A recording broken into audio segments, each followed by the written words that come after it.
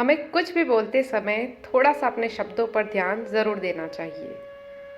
जब हम अपने शब्दों पर ध्यान देंगे तभी तो हम आगे वाले को सही से समझा पाएंगे। और अगर किसी बात पे हमें गुस्सा आ रहा हो तो फिर तो शब्द कहाँ जाते हैं वो मुझे आपको बताने की ज़रूरत नहीं है। तो आज इसी पर मैं आपको एक कहानी के माध्यम से ये समझाना चाहती हूँ कि जब हम बोलते हैं तो हमें हमारे शब्दों पर ज़रूर ध्यान देना चाहिए। ऐसे शब्द मत बोलिए जिससे किसी को दुख हो। तो पुराने समय में एक संत रोज अपने शिष्यों को और अन्य लोगों को उपदेश देते थे। गांव के अधिकतर लोग संत का बहुत सम्मान करते थे, लेकिन सभी लोग एक जैसे तो होते ही नहीं हैं। तो कुछ ऐसे भी होते हैं जो संत को पसंद नहीं करते थे। एक दिन संत से जलने वाला व्यक्ति उनके आश्रम में पहुंचा और सभी लोगों के सामने संत का अपमान करने लगा, लेकिन संत ने उसे पलटकर कुछ भी नहीं कहा। जब वह व्यक्ति बोलते बोलते थक गया तो वहां से चला गया। गांव के लोग ये देखकर बहुत दुखी थे। संत ने अपना प्रवचन फिर से शुरू कर दिया। जब वह व्यक्ति अपने घर पहुंचा तो उसे अपनी गलती का एहसास हुआ। वह अगले दिन संत के आश्रम में पहुंचा और उसने माफ़ी मांगी।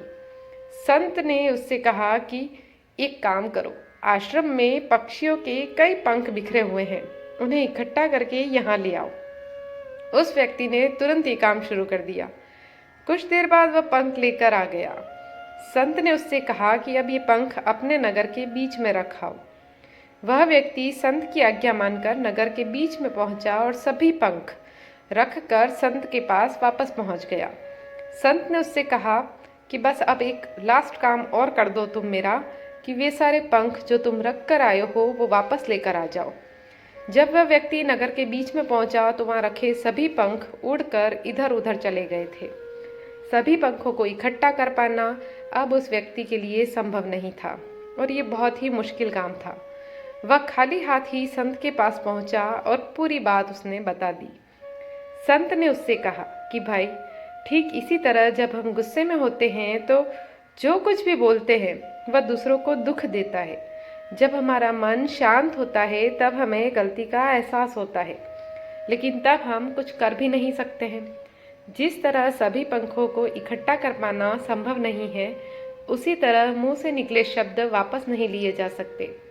इसलिए किसी भी समय कुछ भी बोलने से 2 मिनट पहले हमें सोच लेना चाहिए।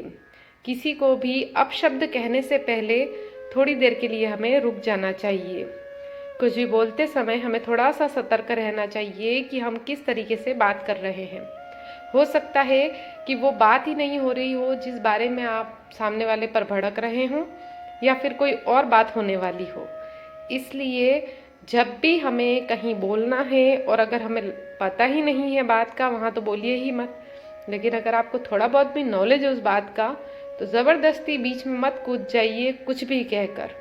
इसलिए अपने शब्दों पर बहुत ध्यान रखिए, बोलने में बहुत ध्यान से बोलिए, क्योंकि हमारे कहे हुए शब्द हमेशा कोई ना कोई अगर अपशब्द हैं तो दूसरे के दिल को दुख पहुंचाएंगे ही पहुंचाएंगे, या फिर अगर तीखे शब्द हैं तो भी सामने वाला हर्ट तो होगा ही।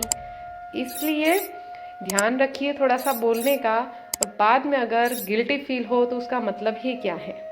तो बस इस कहानी के माध्यम से मैं आपको यही समझाना चाहती थी। तो आपको कैसा लगा ये वीडियो मुझे ज़रूर बताइए। तब तक खुश रहिए, खुशियाँ बांटिए।